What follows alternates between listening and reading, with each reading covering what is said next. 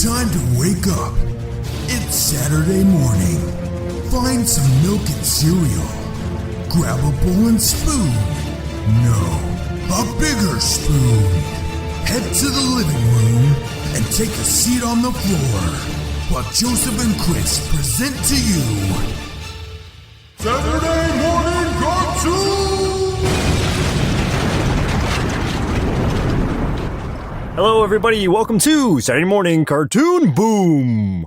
This is a show where we wake up with a Saturday morning sun, plop down on the living room for the big bowl of sugary cereal, and watch all your favorite cartoons, both old and new. I'm Joseph. And I'm Chris. And this morning, we watched Mutant League. Kind of. Like the series, but compiled into a movie. Yeah. I don't know. We'll explain. So Mutant League aired from 94 to 96. It was created by Michael Mendheim, produced by Scott Templeton and Frank Biasi. Ran for 2 seasons, 40 episodes. I don't know what network it aired on. It was really hard to find information on this show. So it was probably syndicated, so it probably ran on multiple networks, would be my assumption. If not, then definitely like CBS or ABC or something like that. But I wanted to say like ABC or Fox or something during the weekdays. Like not even a Saturday morning, not even a weekend? Yeah, I don't even think it was on the weekend. Because I distinctly remember watching this like before school. And that's kind of the same with me. Like I vaguely remember watching it, but I couldn't place when. Like I don't remember watching it like before school, but I also don't remember watching it on weekends. So I'm like, when did this fall into my life? No idea. For a short synopsis of this, this is gonna be bad. Okay, hold on. They're pumped up mutant athletes and they're ready to rumble on the playing field. These hunks of bone and muscle were mutated by toxic gas unleashed in a massive earthquake. Demonstrating total unsportsmanlike conduct, along with super strength, sonic speed, and unusual abilities, they battle in a variety of games for the ultimate trophy, the Mutant League Championship. Sports will never be the same. Oh, man. You know what? I would probably enjoy it more than sports, like this kind of sports that we actually have now. Yeah. No, I can agree to that. And that's one of the things... Well, I'll get into it.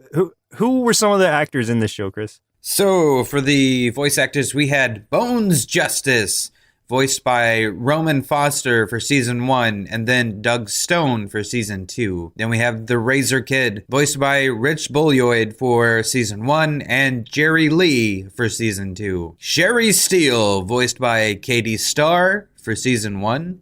And Barbara Jean Harrison for Season 2. KT Slayer was voiced by Mark Fleischer. Zalgor Prigg, voiced by Jim Herby. And Bob Babel, the announcer, voiced by Robert Brousseau. Let me tell you something about the announcer. That was the most annoying part of this show to me right off the bat, because he's constantly shouting. I was getting like you know how like sometimes when you hear things, you like gasp for air a little bit, like you feel it kind of in your body that it's taking stuff. Like, I don't know how to explain it, but like while I was hearing him screaming at us, like I was losing my breath because I was like, like that's too much.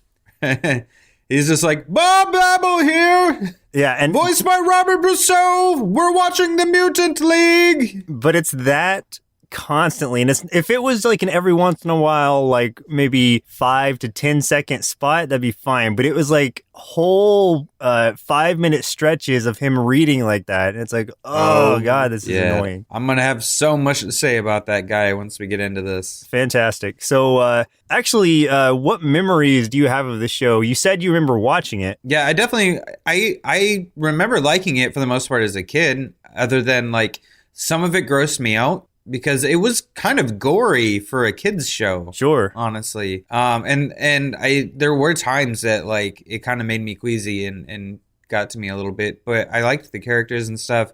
I did watch it quite a bit. I had favorite characters. I liked Bones Justice, and now that I'm adult, I don't know why I liked Bones Justice. But my favorite character we didn't even see in this thing that we watched, which was Laser Ooze. I don't remember that guy. What was he? He was just ooze. Like he was anthropomorphic ooze, basically. He was just this big slimy guy. Nice. He was my favorite character. He was just this like sky blue kind of ooze thing. I remember like wanting toys of Mutant League, And I don't know if they didn't make any or I just never could find any. So I used to play with a lot of clay when I was a kid. So I eventually made my own laser ooze toy out of clay. Since he's anthropomorphic ooze, seems like that would have been pretty easy to make at least. Yeah, well, like I got like really, I like gave him like insides that were like green and stuff. And then I put the blue on the outside so that if he like splatted against something like in the show, you would see like all the slime go everywhere. Man. So was he like, do you remember from the Ninja Turtles cartoon Mutagen Man? Was he like that in the sense that he was see-through with, you could see his organs and stuff inside or what? No, he was a solid color. Okay, so he's just slime. Gotcha. Yeah, he was just slime, and he tended to explode a lot. You know, he was on a rival team for a while, I think called the Ooze. Yeah. And I remember they had like yellow jerseys, and for whatever reason, they got cut completely out of this version that we watched. But at one time, I remember something happened, and their team got shut down for some reason. But I think that Laser eventually ended up joining the mutants, or Bones offered him a position, and he either took it or he said no. But like, they became like, instead of rivals, like he had like respect for Bones and stuff, whereas he used to be like a big rival of his. So he's an interesting character. I think he was by far the best character on the show. I feel like I missed out not seeing Laser Ooze then.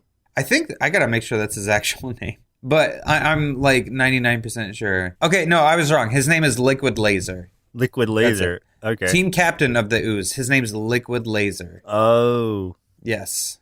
But anyway, so Liquid Laser, he was my favorite. Not Laser Ooze. I was getting things confused. Hey, that rhymes. Laser Ooze, confused? Yeah. Yeah. So, I guess, well, memory-wise, mine's, like I was saying earlier, I remember having seen it, but I couldn't place the time nor the day of the week when I saw it. I remember more playing the video games, which I really enjoyed, and I still, like, would step back periodically, even now, and play some. I think they were only on Sega Genesis, so... Yeah, I did play the hockey one, but I didn't play was it football? Yeah, there's also a football one. Yeah, I never played football, but I did play hockey, and it was fun. Yeah. And you're right. Yeah, it was Sega.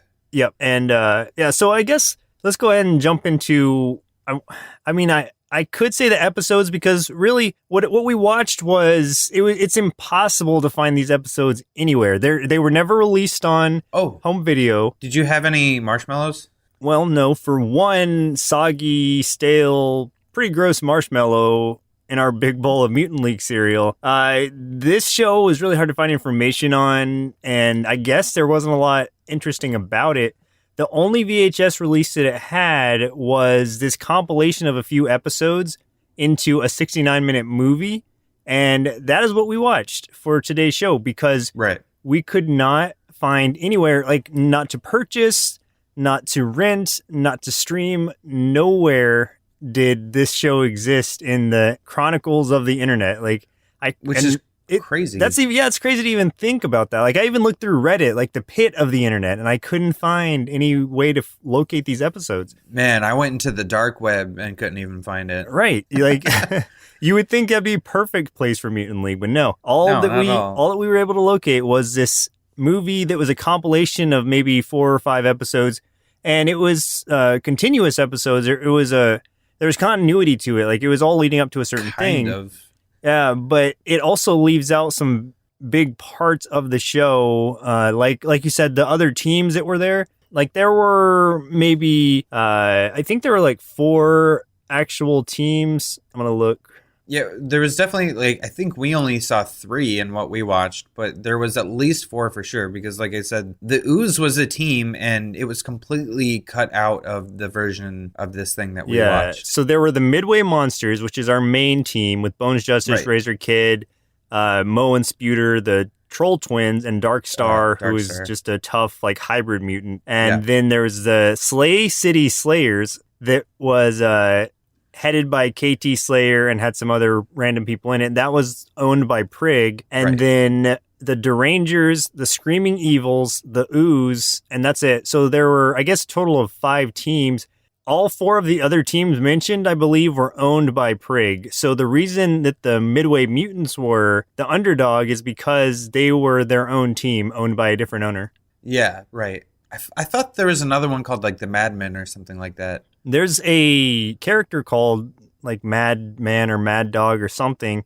That's the dude who looked like that dog. Yeah, he looked like a hyena, or he laughed like a hyena, but he looked kind of like a Anubis dog. Okay, that's right. Yeah. What I'm leading up to is that, like, it was tough to find anything about this show when we have this movie. It kind of works in what we were looking for because it was 3 or 4 episodes in itself. But let's talk about this. Let's break it down a little bit. The premise of it was that we've got Zalgor Prig, who is the... Oh, well, hold on. Even before that, these are mutants because there was this huge earthquake in 2004. This is back... Okay, so it was aired in 94. Do you guys remember that earthquake? Yeah, I remember the giant earthquake of the 10.3 earthquake that ripped the stadium apart and released radioactive gases and toxic liquids to melt the skin of others and mutate everyone else. It's in the history books. Yeah, of course. Just look back and you'll see this and find out that these people... And this was, like you were saying about this being kind of graphic, this is an intro where you see like the skin melting off of Bones Justice's father, and because it's during a football game, and the humans who did survive this, and it even shows some people like dead, not like their whole bodies, but you can see them just like laying there. The people who did survive this toxic leak or this earthquake that released toxic gases and liquids turned into these mutants that happen to have, superhuman powers and consider themselves superior to humans. And so what they did with these abilities was form a sports group or a sports league called the Mutant League. And that's how we get to this. And it's not like just one sport. It's almost like it's almost kind of like an Olympics-ish sort of thing in that there's basketball, there's baseball, there's hockey, like football, everything. Yeah. And for the teams, it's like each player participates in every sport. So it's interesting in that way. In that way, yeah. It's so apparently this is the exciting and dangerous competition, the most exciting and dangerous competition the world has ever seen. Okay, so like I was saying before, Zalgor Prig is this like big corporate guy who's the owner of these teams, and my assumption is he was slime before he was mutated, and now he's like a trollish looking... He's just a monster. He's some kind of weird mutated monster now, but he's still got that corporate mentality and that like I've got all this money, I'm going to spend it on how I want, and I'm going to be really deceptive about it. And so he has challenged the Midway Mutants to a sports battle, I guess, for this trophy, this cup. Monster Cup. Yeah. And I don't know, just to because that's really the only team they can challenge because everyone else is owned by him. So just to keep people watching mutant sports, we've got, instead of ESPN, we've got MLSN, which is the Mutant League Sports Network, and it's all sports, all mutants, all channels, all the time. So this is all they watch. Like, sports is everything to the mutants. And this network is awful. Oh, it's terrible. Ugh. The worst part of this, and I'm not even saying it's the only bad part, but the worst part of this show was this network coming up with the bad CG and also just interrupting it. Like, if you had cut a lot of that out, this could have been like a 45-minute movie max, and could have been better. I don't know, but it's constantly between scenes. That's the transition, is this MLSN announcements, which doesn't say anything. And at one point, it even showed a scene that hadn't even happened yet. Yeah, it did. Like, we're just re-seeing animation, and they reuse the animation a lot. And one thing that bugged me is, so what happens is things get interrupted, and it's like a guy, you know how ESPN has these before and after shows and stuff like that, and sometimes during breaks in the games, they cut to the guys at the desk, and they're just talking about what's going on in the game so far. Okay, so it's like that, except it's this one guy with the most obnoxious voice ever. Mm-hmm. It literally happens like every 5 minutes. So you barely get any story or anything like that before it gets interrupted with this guy talking about what happened and then doing like player profiles on certain characters. And once he did 2 of them in a row, So it literally took like a 10-minute detour from everything that was happening. Yeah. And God, it was just so obnoxious. Like, I don't understand like why they thought this was a good idea. And I mean, it wouldn't have been so bad if the announcer wasn't so terrible. Like, his voice was the most obnoxious thing. Like, I honestly have to say this was almost unwatchable because of this. That's what I'm saying, man. It was that constant shouting. It got to me so much. Like, my ears were hurting. I was like gasping for breath. I was like, ugh, I can't watch this. I cried. I cried a lot. Oh. Yeah, it was so bad. Yeah. Let's focus on the non-transitional scenes without MLS in, because we could go on and on about how much we disliked this guy shouting at us the entire time. Right. And maybe that's sport. I don't watch sports really, so maybe that's just sport networks in general with the constant shouting. Maybe it appeals. I can't say. We do learn some tidbits about the characters, though, with those profiles. Like, we get to see, okay, basically the way that they're mutated, all you have to do is look at what they're mutated into and add an oid to the end of it. Like, Bones Justice is a skeletoid. Razor Kid is a lizoid. Yeah. And et cetera, because he's a big lizard. So, and Bones Justice, obviously, by the name Bones, is a skeleton. His father was Butch Justice, who is a football hero, the first guy to get kind of mutated, I guess. As a kid, Bones got to watch his father's skin melt off. So that had to be awesome.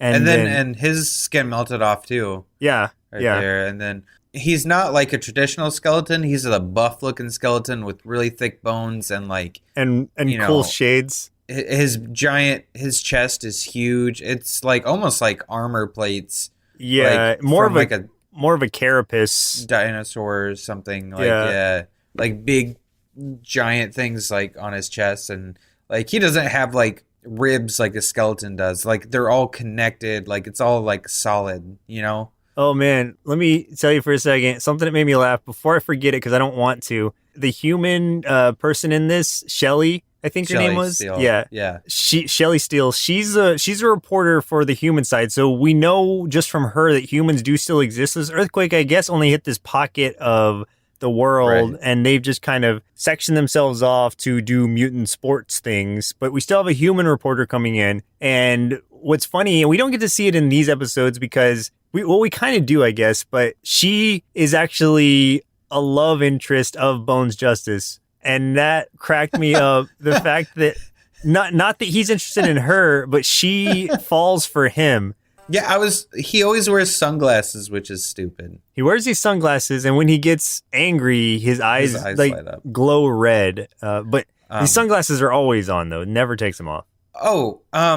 So I think we need to set the stage before we go on, is that the underlying plot of this entire thing is that Bones' dad disappeared that day of the earthquake. Like they never recovered a body after the mutation. Or anything. Yeah. So he's always felt like something else happened, and everyone else just assumes, oh, he's dead. He's gone. They didn't find a body, but he's gone. Yeah. And Bones is kind of like always felt like he might still be out there, and then he catches wind of something that his dad is still alive somewhere, and obviously thinks that Prig has something to do with it, which of course he does. He's like the only bad guy here, so of course it's him. So that is the underlying theme of pretty much the whole show, I think, honestly. Yeah, it really is, because Bones is the main character, and that is his struggle, is to find his father, who he believes is still alive. Right.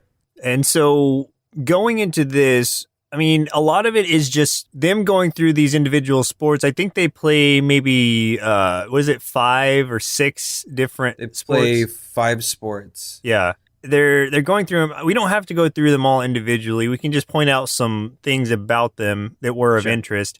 For one, decapitation is a common thing. And in the video games, if you get ripped apart, you're dead. Like that's it. Like your character's dead. But in the show, of course, since it's a cartoon, and I guess to make it less gruesome, first of all, the blood's green. The blood's all green, because if you do that, it's not real blood anymore, and you can show as much as you want. And secondly, they have this thing called the Rejuvenator, which is a chamber that they go into. They get more toxic waste poured on them. Apparently it's painful too, but it rejuvenates them so they can come back to play in future games. And that's after being decapitated, after being torn limb from limb. Pretty much anything you do, you can get thrown in the rejuvenator, and it just takes more days if you're completely ripped apart. Right, and they actually give like a little commercial for the rejuvenator that explains this whole thing, and it's got that mutants, terrible CG like orc it's so bad. Thing. Yeah, it looks worse than the graphics of the original Warcraft look better than this thing we saw. So it explains that mutants can't die from their wounds, or that at least it's never happened to date. Yeah. So, which also is another reason I'm like, well, obviously then that Bones' dad is alive, because he was changed into a mutant before, he disappeared or whatever. But everyone's like, oh no, sorry, he's gone, he's dead. And I'm like, well, you guys can't die. Yeah. So obviously he's not dead. So, but anyway, yeah, I remember that. And I'm like, okay, as a kid, I think that made me feel a little better. But seriously, it's a cartoon, but this is seriously graphic, man. Some of the stuff, I remember feeling sick to my stomach a few times watching this. I remember one episode in particular, one of the twin trolls got sliced in half. Mm-hmm. And I remember feeling really sick. And actually, in fact, too, in this, there was one guy on another team that got his torso cut open, and his intestines spill out. It's just a bunch of blue, gunky rope looking stuff spills out all over the place. Yeah. And dude, that is really messed up to have in a kid's cartoon. It was disgusting. Right. If you just change the color palette of this would be so gruesome. If you just changed all the blood to red and the organs to reddish, then this would be incredibly gruesome. It's constant being ripped apart. Not only that, but using body parts against them. Okay, so right. At one point, I think KT Slayer rips off his own head and throws it at Bones Justice so that he can't make a basket when they're playing basketball. It's even weirder than that, is he doesn't even have to use his arms. He does this thing. Oh, he shoots it. Yeah. He shoots his head. His head just rips off his neck and goes firing across the court. KT Slayer hits one of the other, hits a ball to another player, and it goes through his head, but it gets stuck inside of his head. I like that part, actually. I thought that was funny. That was pretty funny, and it counts as a catch because it didn't touch the ground. He still technically caught it. It got stuck in the guy's head. Even though the guy has to be, taken to the rejuvenator, he still counts as a catch because it got stuck in his head. Did you notice that these guys are constantly just walking around in their underwear, all the time? I thought for the longest time that Bones Justice was just walking outside naked. There was one scene where I think he was naked. Yeah. That's what when he was down, always just wearing undies, walking around everywhere. Even when they talk to the press, they're wearing underwear. Yeah, well, and they have this. Okay, so sumo is another thing they do for some reason. Right. Out of all the sports, they do sumo as one of the things, and that's them all in their underwear. They don't even have proper, sumo gear or the belts or anything. They just wear their underwear. Yeah, not at all. There's monster truck racing, of course, because it wouldn't be sports without monster truck racing. And it's everything's horribly rigged by Prig. Yeah, Prig rigs everything. KT Slayer, being the head of the Slayer team, is also the primary antagonist who's active in the sports, and he's a really good player too. He hasn't been dethroned. Midway Mutants are the underdog team because I think they were in last place in the league. And so It's only recently, at least where the series is when we started watching it, that they have risen to the point where they can challenge the Slayers and compete for this trophy. And I think part of that is because, and we didn't get to see it in this, but if I remember the original story was that they acquired Razor Kid, because Razor Kid was fresh out of college and originally went to the Slayers. And then I think he was so turned off by how terrible all of them were. He went and joined the Midway Monsters instead. And then I think that maybe that might be part of the reason why they're doing so good. But which is weird because they always talk about how good Bones Justice is and how he's the best player in the league and stuff like that. But he's been doing it for 10 years. And if they're just now winning games. Yeah. Obviously, he wasn't that great. But when we're seeing him with the rest of his team, the most of his team is kind of crappy. Like, especially like for as good as Razor Kid's supposed to be, like, well, okay, I guess you could chalk it up to him being kind of a showboat too. Like yeah, he's constantly trying to just like impress everybody and talk about his tail and whatever because he's got a big lizard tail. He gets his tail ripped off at one point, and that puts him out of commission because I guess that throws off his game. I remember like he almost every episode, I swear, he gets his tail ripped off. It's an easy thing to do for a lizoid, sorry. I even remember like some episode where they got lost somewhere in like snowy mountains and they're starving. And, like, the team makes him rip his own tail off so they can eat it for food. Oh, my gosh. That's gruesome. Yeah. And they cook it and everything. They eat it. And eventually his tail just starts growing back. Well, okay. I mean, yeah, that's technically, I guess a lizard's would. But that's still weird. Did he eat his own tail, too? Yeah, they all did. Wow. Okay. They all were eating his tail. That's a whole nother thing. Yep. This show was very predictable in the sense that you know that the Midway monsters are going to win somehow, surmount these odds, but it keeps doing a thing where it's like, well, if they just win one more, it'll be best, 2 out of 3 or 3 out of 5, and they'll be the winners. And it's like, well, of course they're not going to win, but how are they not going to win? And then, so it takes you down that road a lot. And then you've got the backstory or the sub-story where Bones is looking for his father, and he's not a great detective, and he pretty much just confronts Prig about it at one point, and they make a bet that if they can win this final match, then he has to tell him what he wants to know about his father, and if he doesn't, then Bones will join the Slayers, or he'll join Prig's team, because that's what Prig's ultimate goal is. Because he knows how good of a player Bones supposedly is, so he wants him on his team. But since he still has morals, I guess, since his last name is Justice, like he's all about he's Justice. The protagonist of this, even though he's still a mutant who rips other mutants apart for the pleasure of the crowd. I gotta tell you, man, like Bones Justice is disappointing. He's such a crybaby. In the episode, in this thing we watched, like he's so emo, like he's just always brooding completely over his dad. And there's just like one part where he's just like, I don't know what to do, and he just walks away from the team for a game or two. He doesn't participate because he just can't do it. I don't know what to do, and so it's just it's so stupid. What's funny is like did they win one of the matches without him? Or no, I think they lost, but they were doing really well for a while without him. Yeah, they were doing okay without him, but they lost the match right before he came back, and it was an important one that they needed to win, and they would have closed it out had they won it, I think.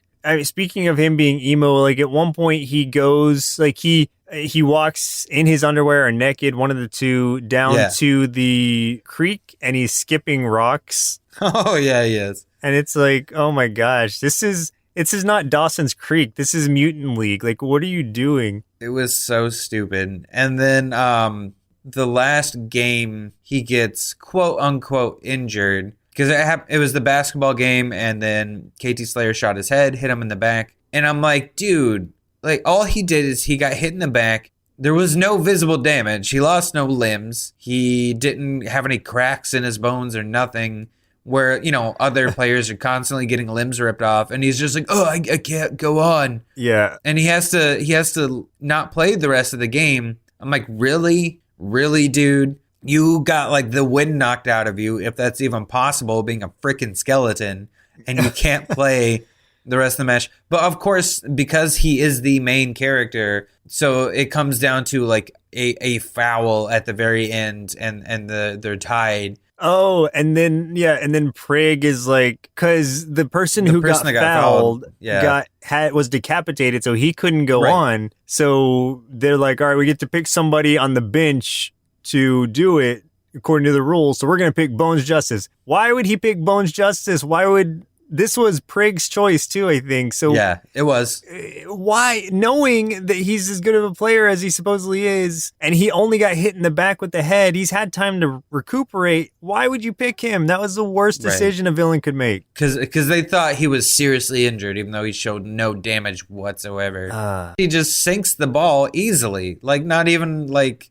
Yeah, like it's not even like it doesn't even like hit the rim and like roll around it or anything. It's just like swish goes right in. Yeah, it's exactly. Like, obviously that's going to happen. Oh, also in the basketball, like these are all like, none of them are like fancy fields or anything. Most of them are done on dirt, including the basketball. But on the basketball court, the dirt basketball court, you could hear like squeaking shoes, you know, like you would in a basketball game if it was like the the tile flooring or the waxed floor, whatever it is. Not that that's a huge deal, but that was just funny to me that they made the dirt squeak with the shoes to try to make it more like basketball. That's kind of funny. They probably just didn't even think about it, and they're like, "Oh, basketball game," so they probably just took sound clips, from basketball, from an actual game, and threw it in there. You know, one thing that drove me nuts about this entire thing, aside from the whole, the news part of it that constantly interrupted, and the bad CGI in those shots, and Bones being just the biggest crybaby ever, is that the editing of this was so terrible. Oh, the voice, how there was some like of the so voices were terrible too. How there was so much space between some of the dialogue where it would be like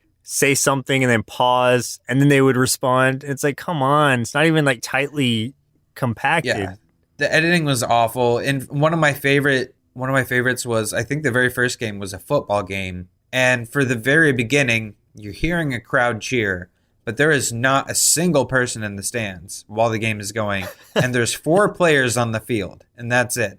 And then halfway through this game, all of a sudden they have like full teams, and then there's a crowd in the background. But whenever they like have a tighter, just for the sake of it, like a tighter shot on some of the players, instead of like the camera being out further, the crowd is gone again. Yeah. And so it's like, obviously looks like it had been things from other episodes edited together to make this game, and it was terrible. Yeah, there was a lot of inconsistencies in that. The animation, at a certain point, I just had to kind of ignore it because I knew that was going to be part of the course for the rest of the movie, quote unquote. Yeah. Predictably, the mutants win this battle, and when they win the cup, they get the trophy and $1 million from Prigg because that was also on the line, and they donate that to the hospital. And what kind of didn't upset me so much, is just like disappoint me, was the fact that the bet was, like I was saying earlier, to tell Bones more about his father, but immediately, like after that scene, like Prigg is just like, destroy all the evidence of Bones' father. I never want him to find his father. And they don't ever bring it up. No, he doesn't even ask. Like, he's not like, well, like, time to go learn about my dad or anything. It's just like, well, that's the end of that. Yeah, it's almost like, and what was interesting is the money, I don't think had been mentioned until like towards the end of that match. And they're like, oh, you're going to have to pay up. And I'm like, no, okay. he said the $1 million earlier, like at the very beginning. Oh, okay. I was just like, man, like, yeah, they get this money, they donate it, but just completely drop the whole progression of this entire story was obtaining information about his dad, and then they forget to do it. Yeah. It's so nonsensical. It's what he's been crying about the whole episode, and then he forgets about it. Oh, God. Like, I was waiting for a scene after the locker room scene at the end where they're talking about it, and then it just ends. It's like, what? I was so frustrated. Yeah. I'm like, I sat through this entire show, and they didn't even resolve the one thing. They were, yeah. Oh, God. I needed resolution, and I got nothing. Like, give me something, man. You tortured me for 69 minutes or whatever this was. It was, yeah. I gotta say, you know what? When we were talking about like things that we remember from this show, and I was really sad that we couldn't find actual episodes because I wanted to watch this episode, but there's one episode of Mutant League that they just did a complete rendition of Enter the Dragon, that Bruce Lee movie, with Bones Justice and Bruce Lee's position and stuff like that. I mean, like the whole karate tournament on this island. Oh. And even like, you know, they had some of the main characters stand in for the characters in the movie, so the same things happen to them. The ones that die, you know, get extremely injured and have to go to the rejuvenation tank and all that kind of stuff. And I remember really, really, really enjoying that episode. So I'm really sad we didn't get to see that. Yeah, and there's also within the league, there's at one point, and the episode that I had wanted to see also was one that it introduced female players into the Mutant League, and I was like, that's going to be cool to see the diversity there, but then we get to see zero of that in the episodes we watched. Yeah, it's so unfortunate. Like, you know what? I feel like this is kind of the same case as Turbo Teen, where society was so ashamed of Turbo Teen that they erased almost all existence of it on the internet. But I think Mutant League, was erased even more than Turbo Teen was. Yes. Like, there is way less information about Mutant League than Turbo Teen, which is hard to believe, but it's true. You know, I saw, just real quick on Turbo Teen, I saw a kind of a nod to it in Rick and Morty. Actually, really? You haven't seen that show yet, but when we do watch that show, because it was requested, I'll pick that episode because I want you to see that. Oh my gosh. All right. Well, Chris, it looks like it's about time we mutate our inner kids into Skeletoids, you know, for the proper perspective, and see what they thought of the Mutant League movie. This cartoon was kind of gross and had me confused. I mean, I like gross, but some of the grossness just made me sad. And Bones was a big crybaby, and then the announcer guy, he had me wanting to tear my own head off. I could only give this cartoon 2 bowls of could have been better cereal out of 5. Now I have to release my own noxious gas and see if it turns me into a mutant. Bye. While I am a fan of the Mutant League video games, and I do like the idea of monsters and mutants ripping each other limb from limb while they play various sports ball games, this movie kind of let me down. The voice acting seemed really phoned in, the story's outcome was extremely predictable, and the subplot involving Bones' Justice father had zero payoff. Overall, I'd give Mutant League the movie, the show, whatever, 2 big bowls of decapitation crunch cereal out of 5. Cool idea, poor execution. Get it? Because they kind of like execute people on the field? Sorry, that was lame. I should have written for Mutant League.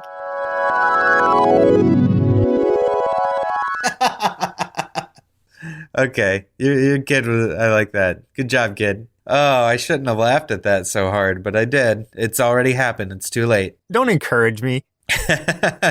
Any final thoughts about this one? Final thoughts, I mean, like I said, the idea is cool, and maybe they just compiled the worst episodes together that we could have watched. So I'm not saying that it's an unwatchable show, but if you're going into this thinking it's going to be good, and you have good nostalgia about it, be really careful when you watch this movie, because I think a lot of that's going to be taken away. My advice would be just to leave well enough alone, assume it was as good as you remember it being, and leave it at that. Yeah, if you can ever find the actual show somehow, for one, let us know. And for 2, watch the actual show. Don't watch this movie because it's awful. Like I said, it's some of the worst editing I've ever seen. The story isn't cohesive. It's constantly being interrupted. There is no resolution at the end that it builds up to through the entire thing. And that announcer is so obnoxious. Like, I honestly would say this movie is unwatchable because I almost... I didn't know if I could make it through this, man. Like, I seriously considered, like, maybe we shouldn't be doing this one, but we'd already said it on the episode that came out last Saturday that we were doing it. But yeah, honestly, this is unwatchable. I've never said that about anything before because I think that's so pretentious, but it's that bad.